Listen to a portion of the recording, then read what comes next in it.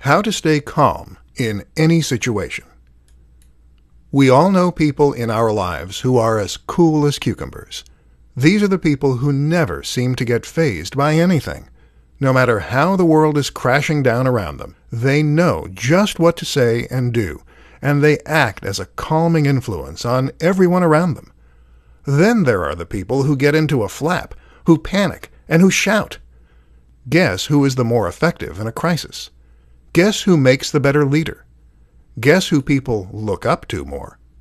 So, staying calm in any situation is an incredibly useful skill to have. The question is how you go about overcoming the all-too-human urge to lose it. In this presentation, we'll go over some simple steps you can take to keep your cool. Breathe. The first thing you need to do is to breathe.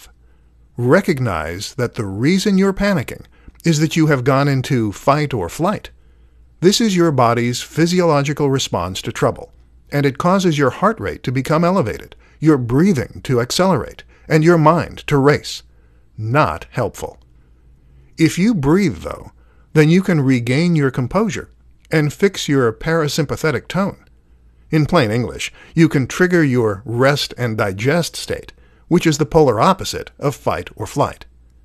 To get into this zone, you're going to use something called belly breathing. Breathe by expanding your gut first, and that way you can fill your lungs more completely, starting at the bottom. Breathe in and out for a count of 3 on each. Take a step back. The next step is to try and get your head in the game by removing your emotional response. You might be scared, worried for a friend, or upset.